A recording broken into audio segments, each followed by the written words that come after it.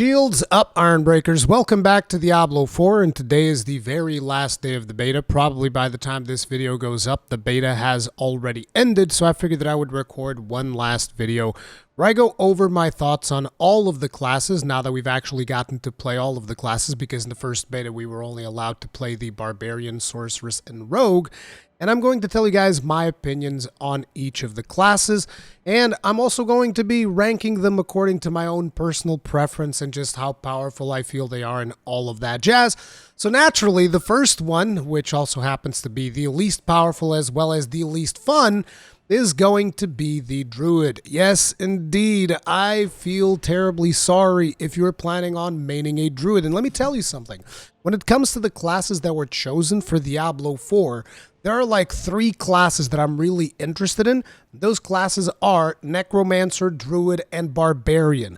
Sorceress and Rogue are really classes that I usually don't tend to identify with, so these are not classes that suit my usual fantasy whenever I'm playing an RPG.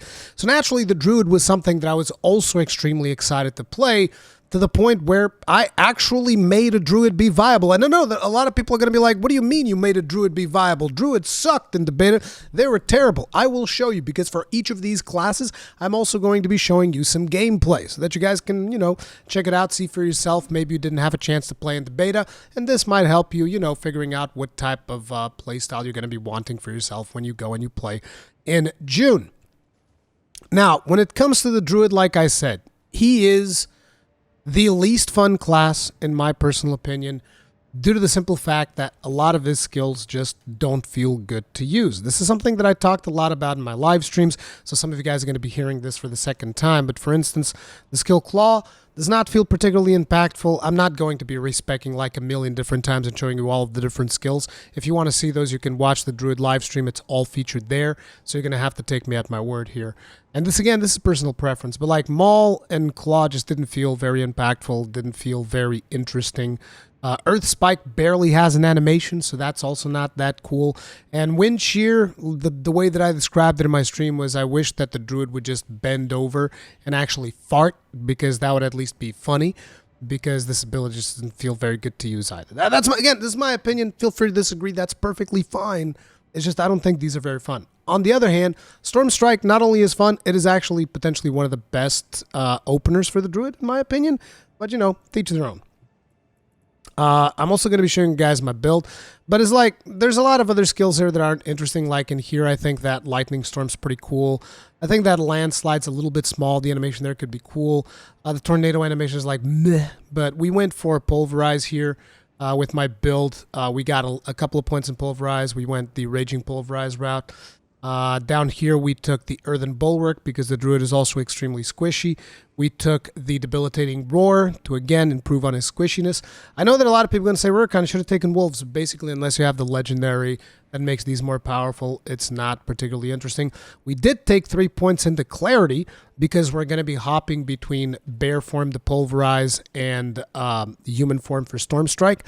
In here, we also took Abundance because, good God, the Druid is starved for resources the whole time you're playing. Like other characters, actually feels nice to play. The Druid, he's always like, I'm not ready, I'm not ready, I'm not ready. I put these 3 points here because these basically give you these random lightnings that pop out of nowhere. It's a little bit of additional damage, helps out.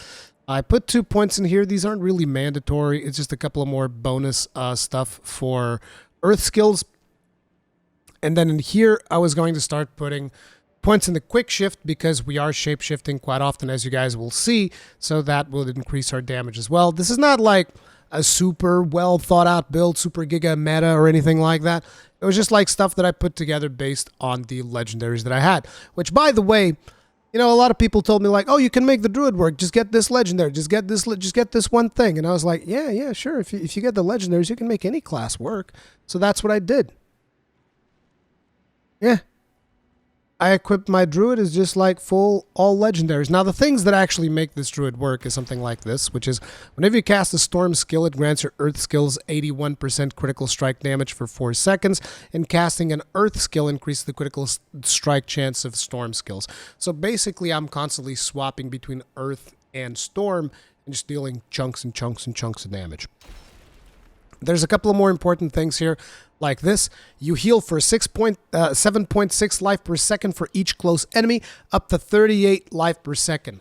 This was when I was finally able to play the Druid and not die all the goddamn time, because I would actually be healing, you know? There's also this. Pulverize is now an earth skill, so basically I was able to, so now I can use Pulverize as an earth skill to synergize off of this thing that makes my earth skills deal more damage, and it also adds some extra bonuses and stuff. But basically these two are what is making the build work. The rest of the stuff is just like bonus, right? Here's another earth skill, slow stuff down. Basic skills grant you damage reduction because, again, Druid squishy. And yeah, the rest of the stuff was kind of like random, so it's whatever. But let me show you guys what this feels like. Let me go ahead, zoom out. We're going to go in here. I'm going to be showing you guys. So I'm also using the pet, the Vine pet, because the Vine pet is actually pretty cool. It immobilizes enemy, poisons the crap out of them, feels good. But yeah, the idea is basically so long as you have your spirit, it's called, I think, for the Druid. So long as you have resources, you just mash Pulverize and you murderize everything. That's pretty much the way to go. And you alternate between Pulverize and the lightning attack, and it just shreds things. Then whenever you're in a group of enemies, you know, you pop up your defensives. You can also do the Vine Trap thing, and then you just smash through everything. This is the most powerful I was able to make the Druid feel, and it took a tremendous time investment to actually get going. Like, if you guys see that Druid stream, you'll see me going ham. Actually, it wasn't the Druid stream, it was the final one, the stream where I said I'm choosing what class I'm going to main when Diablo 4 comes out. That's when I just like went balls out. I was like, listen guys, I'm gonna make this Druid work. I'm gonna make it work just so that I can tell everybody, see, I made it work. So now I can talk about it, and let me tell you, it's not good. The amount of effort I had to put in to make this class work was more effort than I put into any other class, bar none, okay? I did kill the Den Mother with this Druid, even though it was like, it took a long time, but as you can see, he's tanky as hell thanks to that legendary that I got that makes him regen like a maniac. And, you know, you get that, then you actually get some decent damage on your skills from, again, legendaries, because let me tell you, you take away the legendaries of this build, and this Druid won't kill a damn thing in World Tier 2. I'm not joking, like the monsters that we're fighting here, you just take one or two of those legendaries away, and I can't even, I mean, I might be able to clear the dungeon all the way up to the boss, but very doubtful that I will actually clear the boss. But, yeah, that's the Druid experience, in my opinion, when it comes to Druid, because a lot of people seem to think that, to me, it's about power. About how powerful the class is, but in reality, I specifically said that I was expecting Blizzard to, you know, make every class be like on the level of what the Barbarian experience was in the first beta, which, in case you guys don't know, in the first beta, the Barbarian was actually the weakest class. And to me, in a lot of ways, that made the Barbarian run-through that I did of the game be the more fun one, because, you know, you actually struggle a little bit and all of that jazz, but it seems like Blizzard wants the basic experience. Again, this is my interpretation, I could be wrong. I'm just talking about what I experienced in the beta, but it seems to me that Blizzard wants the game to be a bit of a cakewalk your first time through, even if you're playing on Veteran, which just doesn't make a whole lot of sense to me. Because, like, hey, if you want the game to be a cakewalk, that's what World Tier 1 is there for. Did I miss something? I mean, if you're playing on World Tier 2, of course you want to be challenged. That's the whole point. You're picking a higher difficulty, so you want the game to be a little bit more challenging. But the reality is, in World Tier 2, classes like Sorceress and Rogue and Necromancer, they just steamroll it like easy mode, no problem whatsoever. There might be the occasional boss, because I think that some of the bosses were actually not properly balanced, and some of those might feel like there's a little bit of a struggle there, but other than that, it's like those other classes just go through this way easier than Druid and Barbarian. So yeah, but anyways, like I said, for me, when it comes to this class, I kind of feel like they need to rework the overall feel of the class so that it's actually fun. Because I can play a lot of classes that are weak, but so long as they're fun, I don't mind. And at the end of the day, if you doubt that, just be aware that when it comes to Monster Hunter, I main Gunlance, which is one of the weakest weapons in Monster Hunter in most of the games. So, you know, I don't mind something not being powerful, but I want something to be fun. And to be honest, the Druid just didn't feel fun. Like, the build that I'm playing right now is the most fun I had with Druid, even before I had the legendaries, which is this type of build where just like spam and pulverize every chance that you get while doing the lightning thing to make them go vulnerable and stuff. That's kind of like the best experience that I had with the Druid, and even then, it was not particularly great. But anyways, I still really like the fantasy of the Druid, and he has my favorite character model. He's just a big, thick boy, and I was like, dude, that's awesome. I think it just looks really cool. I think the Druid looks really cool from a character perspective, and even though I'm not that big into shape-shifting, I kind of came around on shape-shifting for like a specific attack, like doing the pulverize thing feels good. The problem is that a lot of the shape-shifting attacks just don't feel that impactful and aren't that fun to use. So that's kind of like my thought process when it comes to the Druid. I hope that they work on it a little bit more, because it feels like, to me, again, it's not a power thing, it's an overall feel of the class thing. The class needs, because I don't expect a beta to be balanced from a power standpoint, but the class feel just doesn't feel very good, is what I'm getting at. Like, this build that I'm playing, this one's fun. This one feels good, but it's literally the only one that felt good. Anyways, let's go ahead and swap things over. We're going to leave the Druid now. Now I'm going to be going to what I consider to be the number... So Druid would be number 5. Number 4 would be Rogue. Now this is going to vary depending on who you ask. It's just the Rogue is not really something that appeals to my personal fantasy of RPGs, like I explained from the get-go. But I think that the Rogue is actually a very powerful class. As a matter of fact, I was watching the video from Barbarian, who is much more experienced when it comes to Diablo than me. He played the crap out of Diablo 3. He played it hardcore. He's one of the best players of Diablo that I think the community recognized that. At least I would expect as much. And Barbarian straight up said that the Rogue actually has the most I'm not sure if he said the most survivability of melee classes, but he said it definitely has more survivability than the Barb. And in my opinion, I think it might have the most survivability of all the melee classes, which is weird, because when you think about it, like, well, shouldn't the Barbarian have the most survivability? Because the Barbarian's the one who's, like, definitely going to be in there, you know, in the thick of battle and all of that jazz. But for some strange reason, but it's like, nah, Rogue's going to be the one. And it definitely feels like that, because me running the game with the Rogue felt way easier than running the game with Barbarian. You're like, well, that's because you're playing range. No. My Rogue's melee, look. He throws, well, he's like medium range. Let's call him medium range. He throws knives and he's got flurry. This was the combo that I went for, knives and flurry. This Rogue actually doesn't have any decent legendaries at all. Like, he's got, what's this? Upon taking damage, you drop a smoke grenade, whatever. And there's this thing that increases your damage with a barrier, but I actually don't have any way to generate barriers in this class, I don't think, so whatever. Basic skills grant 25% damage reduction for 6.8 seconds. So as you can see, I don't really have that good legendaries. And this Rogue is about on the level of my fully decked out legendary Druid. Okay? That's about what you can expect. So the Rogue is actually performing quite well. He's only level 19 because I don't really care that much about Rogue. When it comes to builds, I found that most of his skills were pretty fun.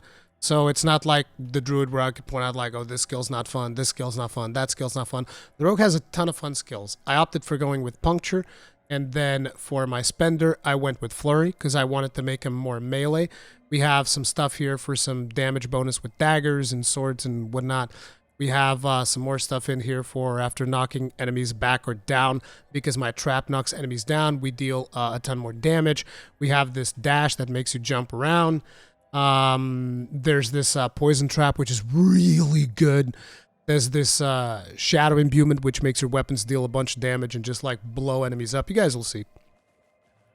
So let me show you guys here what we're working here when it comes to the Rogue. The Rogue is just a really fun class. For starters, their dodge is a little bit different. They have like a couple of different animations for the dodge, which is really cool. You have this dash, which is nice. It's a really good movement skill, which a lot of characters have movement skills. The one that doesn't have one is like, I think, Necro.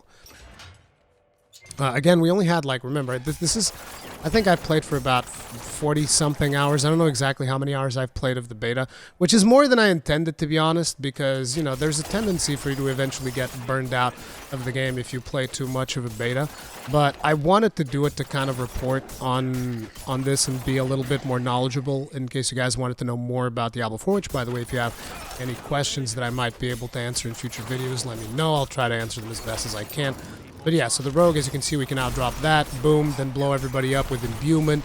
It's just, like, this feels good to play, you know? That's what I'm saying. Again, this is just one of the builds that I came up with. I saw people coming up with all kinds of different builds with the rogue that felt good, and you just blow stuff up and it feels fantastic. Like, boom, boom, boom, boom. Again, this is just running off of a couple of rares and a couple of legendaries that aren't really affecting my damage that much, and it just feels like a powerful class even at this level, right? Just unlock the door here. Let me kill a couple of more enemies.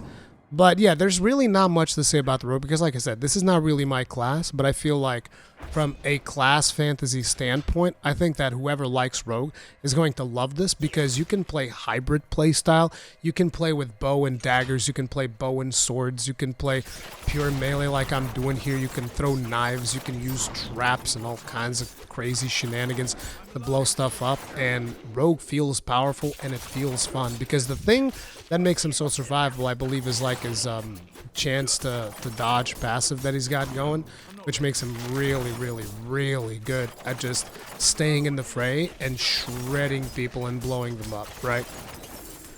And again, this is me playing, and I don't even know how to play this class properly, but I just came up with a random build, and it felt very nice to play. So, rogue gets number 4 for me, but in the grand scheme of things, like if you were asking me in terms of potential for damage, I would actually put him at probably number 3. Okay, so he's number 4, but in terms of damage potential, I think that during the beta, he is going to be number 3. That's just my opinion. Anyway, let's jump into the next class, because I really don't have that much to say about the rogue. And to be honest, I don't have that much to say about the next class either. The next class is going to be the Sorceress. She's going to be number 3 for me. Sorcerer, you know, because classes aren't actually gender locked, by the way, in case anybody is wondering. Sorceress was, again, really, really fun. I was able to play a whole bunch of different builds, and none of them felt like they were tremendously weak. To give you an idea, the build that I'm actually playing right now is probably one of the weaker builds that I've done for Sorcerer, and for with this build, I almost killed the Butcher. I show you guys that in like my other video, I talked about it because the Butcher showed up when I was playing. Oh, he's going to show up when I'm playing Firewall Sork, which is not a particularly good build for dealing with a very aggressive enemy. Like Firewall Sork kind of focuses on enemies potentially not really chasing you down as much, or you actually being able to tank a couple of hits using your different barriers and stuff. But it is a ton of fun because you just like, you put down your Hydras and you just put down a bunch of firewalls and it feels good. Like, I like Firewall Sork. Now, Sork has some really neat mechanics in the way that you can change what each of the spell does. She's got like, where do you change? Oh, it's in the, I'll show you guys in a second here. I didn't really get into the Druid specific mechanic is not implemented into the game yet, so I can show you that, and I didn't really get to that point with the Rogue. But when it comes to the Sorcerer, so if you go to the skill assignment thing, you have this thing called enchantments, which I don't even know how to change this. Oh, here we go. Yeah, you can assign. So basically, I can assign different enchantments to here, and basically doing this will modify your spells, where each time an enemy takes burning damage, this is with the firewall enchantment that I have right now. If I assign the lightning ball, it now changes so that there's a lucky hit. Critical strikes have a 25% chance to spawn a static ball lightning. Now, the one that I'm using, like I said, because I'm using firewall, I have a chance that whenever somebody takes burning damage, there's a chance that 2 firewalls spawn beneath them. This is not the best, but I found it fun, so I was just playing with it for fun. But yeah, you can basically modify so many different things when it comes to that. Like, for instance, you can have the shield be here, and that will make it so that it automatically activates when you take fatal damage. It can only happen once every 120 seconds, so you basically get a cheat death spell. You can also get, for instance, the Hydras, which I think this is what people were doing after spending 300 mana. A 5-headed Hydra spawns for 5 seconds. So, you know, you'll have more Hydras popping up. There's also... This thing is a little bit weird to navigate on consoles. Lucky hit, 3% chance for a meteor to fall on enemies. So as you can see, there's a bunch of different stuff that you can do when it comes to the sorceress skills, and there's a ton of customization, and eventually at level 30 you'll get another one of those, which will let you customize stuff even more, and that makes experimenting builds with Sorc really fun. Which, like I said, I'm just like playing around with my fire build because I just wanted to make a fire build, even though I know that everybody was playing like lightning spam and whatnot and a bunch of other crazy things. And I'm just like, nah, I'm gonna play old school firewall and just deal a ton of damage. See, that's the problem with firewall build. If you're not careful, someone's going to clap you real hard. But you do have the Hydras to make things go. But when it comes to the Sorceress, I think she's either number 1 or number 2 in damage. She's number 3 for me, again, specifically because of the class fantasy. It's just not something that I personally vibe that much with. But, yeah, she is really, really good. I think that a lot of people that like Sorceress, you're gonna dig the crap out of this. Whether you like it ice, whether you like lightning, whatever choice you like of Sorceress, I think you're gonna have a good time. But anyways, that's Sorceress. Again, this is another one of those classes that I'm personally not that interested in. When the actual game comes out, I don't plan on spending a whole lot of time with Sorceress, so it is what it is. But yeah, I think that anybody that does like them, they're gonna have a good time with the game. Anyway, let's jump off, and we're gonna move things along to number 3. Number 3, no, number 2. Gotta keep tabs of what number I'm on. Now, number 2 is gonna be the Barb. The Barb has problems. Let me just start with that. The Barb has problems, and the thing was, like I said, I was hoping that Blizzard would actually make the Barb experience the baseline, because it was a bit of a struggle. And I like that, naturally. I like challenge. I thought it was nice that it was a bit slower paced and I had to pay attention to what I was doing, right? I had to pay way more attention when I was playing with a Barb than, say, when I was playing with the Sorc or the Necro or the Rogue. I didn't really have to pay nearly as much attention to the game because it just felt like those classes just mopped the floor with pretty much everything. When it came to the Barb, that was not the case, and that was a good thing for me. I liked it. I liked the challenge. I thought, oh, this is like the baseline experience. They want the game to be more slow and methodical, and they want people to actually pay attention. Then they're actually okay with killing people. And that felt like the more fun experience, personally. So let's take a look. My Barb is also decked out in Legos, even though they're not giga powerful or anything. But they're decent, right? There's some, you know, maintenance Legos here. Damaging an elite enemy grants you a barrier. Iron Skin grants Unstoppable. This is just me like, oh, I'll just put Legos on everything because why not? Whenever you deal direct damage while zerking, inflict 38% of the base damage dealt as internal additional bleeding. Basic skills grant 25% damage reduction because the Barb, I think the Barb might be the squishiest class of all. I think that might be a thing. Like, Barb is very, very, very squishy. Direct hit against bleeding enemies is 36% chance to stun. I actually picked up these boots today. Skills deal up the 60% increased damage based on your available primary resource. This is, again, it's just like it was a good weapon. It's not really because of the legendary affix. While zerking, you deal 48 fire damage per second to surrounding enemies. It's whatever. Ground Stomp creates an earthquake. This is actually really good. Ground Stomp creates an earthquake, damaging enemies for 253 physical damage, and I'll tell you why this is really good. But it basically does this. Oh, I'm in town. Okay, let's actually go inside the dungeon. So the Stomp is usually just something where you stomp the ground and it's an AoE stun, right? With that Lego that I have there, whenever you stomp, you're going to basically create an AoE field. That right there, and it's constantly hitting the enemies while that thing is going. Now, the reason that thing is really good is because it's going to synergize very well with one of my talent choices. There's another thing here which is also very good. Damaging enemies with Leap, Upheaval, or Whirlwind has an up to 100% chance to summon an Ancient, perform the same skill. There's a ring here that I used temporarily because I did try out the Thorns build. I didn't like it. I didn't like the Thorns build because it felt very passive, and, you know, I'm doing a lot of stuns, I'm doing all these things. As a matter of fact, when I first tried the Thorns build, I was doing Whirlwind, And the build didn't work properly because my whirlwind, I had like a Lego that made and pulled enemies towards me. So it actually made thorns not work because enemies would be getting yoinked towards me and not attacking because it would interrupt their attack cycle. It's very, very annoying. You have shout cooldown reduction, which is nice too. And then there's this that generates a dust devil whenever you do damage. Now, when it comes to the build that I worked on this Barbarian, this was my favorite build to play with the Barb. I'm going to be showing you what it looks like in a second here. So I did Lunging Strike because there's a ton of enemies that run away from you, and Barbarian is not the fastest class unless you're like jumping and charging all over the place. But even then, those two skills have about 16 point something. I think it's like 17-second cooldown. It's just I probably have some cooldown reduction somewhere. But Lunging Strike allows me to basically stick to enemies with my generator, which is good. And on top of it, Lunging Strike also deals more damage, heals me for a little bit, and makes them bleed. So that's what I did with that. I went with Upheaval because it had the most damage, and a lot of the other Barbarian things actually, to me personally, felt extremely underwhelming. Like Whirlwind didn't feel like it dealt that much damage. Maybe if you have like a, you know, crazy Legos or something like that, you can make it work. Hammer of the Ancients, which is a skill that I really like, also didn't feel particular. I mean, it feels impactful, but it didn't feel like it dealt enough damage. So it was one of those skills that I'd be like, this is a fun skill, but it doesn't feel like a particularly good one. Rend I actually used to deal with Den Mother the first time. I went in with a build with Flay and Rend and just like bled her to death slowly and painfully.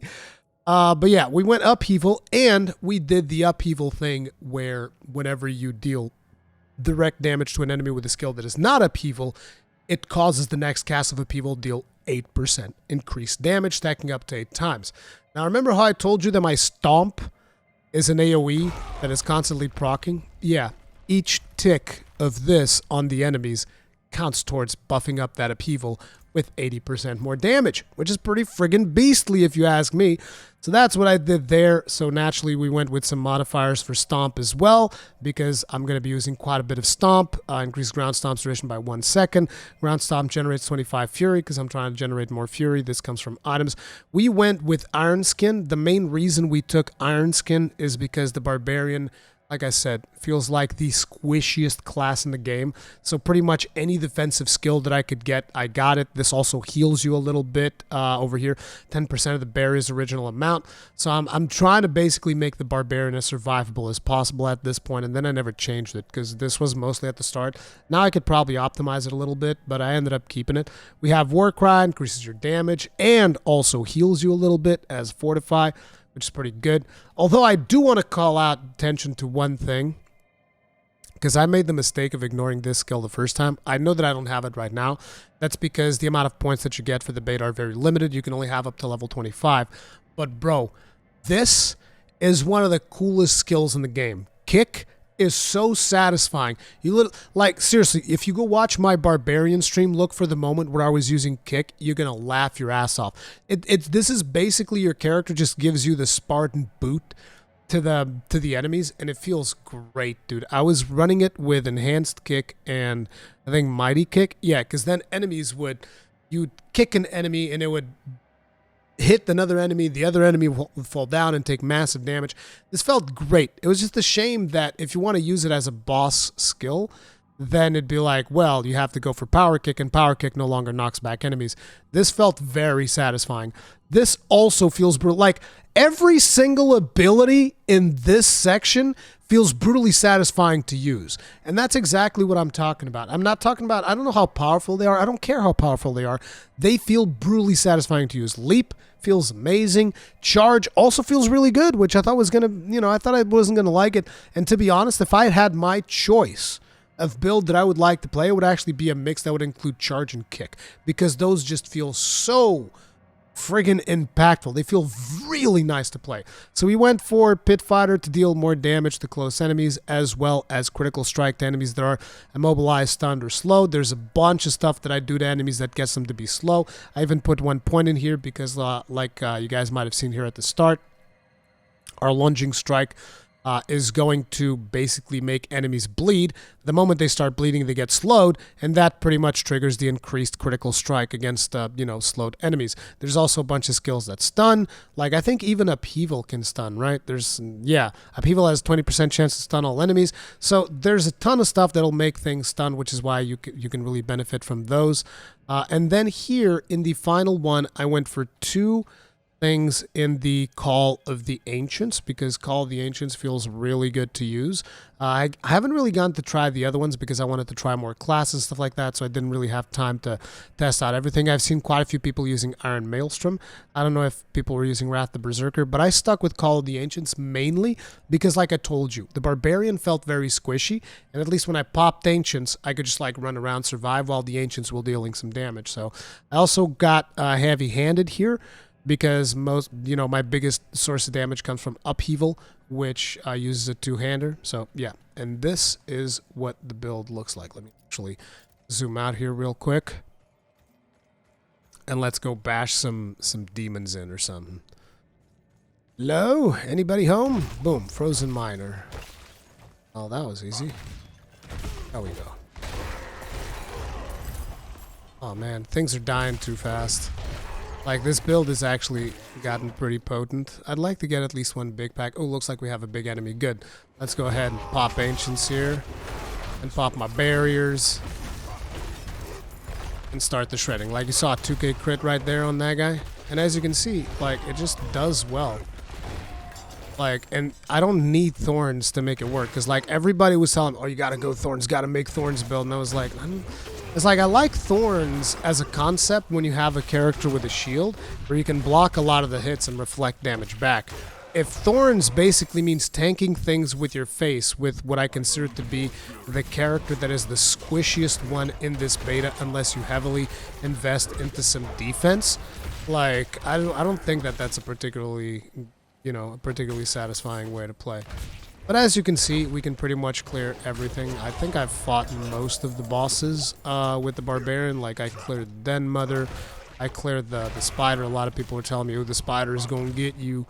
And now I killed the Spider. It was very painful and slow, but I also didn't have all the Legos that I have right now. But as you can see, like, Upheaval is doing work, and Upheaval to me is a much more fun skill than, say, Whirlwind, because, Whirlwind was back in the day, man, back in the D2 days, and for people that want to relive, well, I mean, even in D3 as well, of course, but, like, for people that want to relive that fantasy, that's all well and good, but I'm interested in new things, and this Upheaval thing feels nice, feels impactful, and on top of it, it yeets corpses around. When you hit, like, a dead enemy, you can just straight up, you see the direction that the attack is coming from. Like, you can actually see their corpses being flung around like that. You saw that? Saw us just, like, flip that dude around? Like, that just feels good. There's a visceral feel to it that I can really appreciate, Like that. Look at that. We just, like, cleared all those suckers without using a cookie cutter build. And that, to me, is a good thing about it, right? Because, and look, here comes the Ancient for that, proc that I have on the Lego that I have on my sword. But it's like, that to me is what an important thing when it comes to classes, is that they need to feel well in more than just one build. Which that was like my biggest complaint about the Druid, was that there was one build that I played that like felt good. And the Barbarian, I played multiple builds. Like, I'm playing Upheaval now, but like I said, I was playing Hammer the Ancients, I've played with Whirlwind, I've played with the dual thing. Oh, I think I used all of the spenders, and I've used Kick, and I've used Charge, and it's a tremendously fun class. So that's, to me, is why it goes on number 2, because like, in terms of damage potential, it's probably number 4. It's number 4, number 3, I don't know, because I don't pay that much attention to damage, but I think in terms of like pure damage potential, you're looking at, like, again, number 4, number 3, something like that. To me, it's probably number 4, with the Druid behind it, of course. Now, you might look at this and be like, wow, Rurikhan, but at the start of the video, your Druid feels much more powerful. Yeah, because I barely farmed with this Bard. I didn't really farm that much. Like, the Legos that he has, the equipment that he has, this is all stuff that I just, like, slapped together over a couple of hours of play session, whereas the Druid, I actually dedicated myself to making it work, just so that people didn't tell me, or you never gave it a chance. And I was like, no, I gave it a chance. It was ass. Like, I'm sorry. It is what it is. And if you don't like that, take it up with Blizzard. It's not my damn fault. But yeah, that's the barb. Let me just kill, because I mean, you gotta kill the treasure goblin. We can't let him get away. Listen, tell you what, Gabo, I'm gonna get the ancients on you if you're making me work this hard for this. There. Thank you very much, bros. But yeah, that's the barbarian, and that to me is like on my personal ranking, that's number 2. And now, we take it to number 1. And I have no doubt a big portion of this is nostalgia. For those of you that are not aware, when Diablo 2 came out, Necromancer was actually my very first character. I've always enjoyed the idea of like a minion master type character. And in my opinion, there's not that many games that do the minion master well. I feel like Diablo 4 is doing a pretty decent job. Now, whether or not this is going to be viable at endgame, I can tell you right now, when it came to Diablo 2, when I was playing it all the way back in the day, you'd go into Nightmare and your summons would be like literally worthless. Like, with the exception of the revive summons, which was like this timed summon that you would do for, you know, the corpses of dead minions that you killed. Those minions were worthless, and in here I think they might potentially be a little bit more powerful. Oh man, I started this and I didn't even show you guys the builds or the Legos that we have. Give me just a second, because it's just like when it comes to Necro, I'm always excited to play it. It's obviously my favorite class at this point. So Necro comes with Book of the Dead, which allows you to like customize different aspects of how you want your skeletons to work. So I have the Reapers like this because they make more corpses, and you guys will see why. If you've seen any Necros playing, you probably know what's going to happen. Yes, I do have that Lego affix. Then you have the mages, which you can also customize. There's even like these kamikaze mages. I'm using the cold mages with potential to freeze enemies, because I'll deal more damage to frozen enemies, stuff like that. And then we also have the golem. We can't really change the golem that much. I'm using something that makes the golem also drop additional corpses, because I want as many corpses as possible. Then when it comes to the build itself, I should have actually gone full screen. My apologies, but whatever. We are using Decompose because this is an easy way to get corpses off of enemies. So that's why we went with that skill. I even had like a Lego affix, but I can't use it right now because I replaced it with something else. But I had a Lego affix that made this thing channel like even more, like instead of, because this is just like a channeled skill, right? It's this. This thing would actually channel into one monster, and with the Lego affix that I had, it would actually channel to 2 more monsters, which was really cool. But yeah, enemies killed, when they get this debuff, they drop corpses. So this is basically the idea, is to generate as many corpses as possible. Then we have Blight, which is like this thing that he throws. It makes that little puddle thing. I also have a Lego modifier that makes enemies that get hit by that get pulled in to that circle, which makes it really, really good. And then it also makes it so that my minions and myself deal additional damage to enemies that are stuck in that, so it's really cool. We have Hewed Flesh, so my damage has a chance to create corpses. Like I said, I'm going balls out corpses. Then we have Blood Mist. My Blood Mist also leaves corpses behind. We maxed out the Skeletal Warriors. We are using Corpse Explosion. Naturally, we went for additional damage when enemies are slowed, stunned, or vulnerable. There are tons of things that are causing those statuses on enemies. We have 1 point in Iron Maiden, even though apparently we have enough items to make it 4. Damn, that's impressive. We also have 3 points of amplified damage. This is mostly for bosses. It makes bosses take additional damage and also hurt themselves when they hit my minions. I didn't really use any of these, even though Bone Spirit is probably really powerful for boss fights. This one, I was like, meh. And there's a bunch of like blood stuff in here, but the only blood thing that I'm using is this, and it's because of a Lego.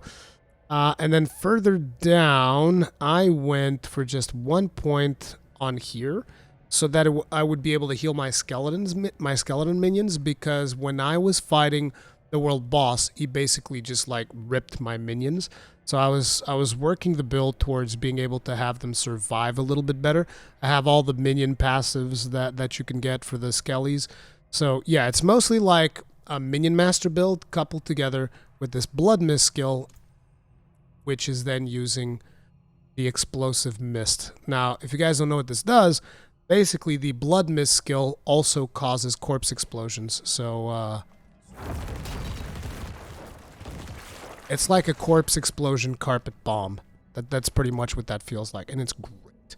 That's like the most important Lego that I have on this character, even though I'll tell you right now, take this away, this build works great nonetheless, because it mostly relies on minions and damage from minions, stuff like that, and you can just manually use corpse explosion as opposed to doing the giga carpet bomb explosion. That's fine.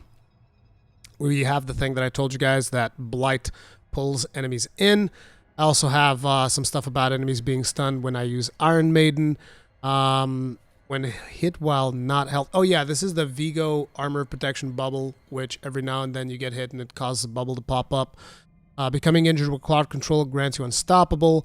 And here, this weapon increases my damage of my minions to 42%. So it makes them deal more damage.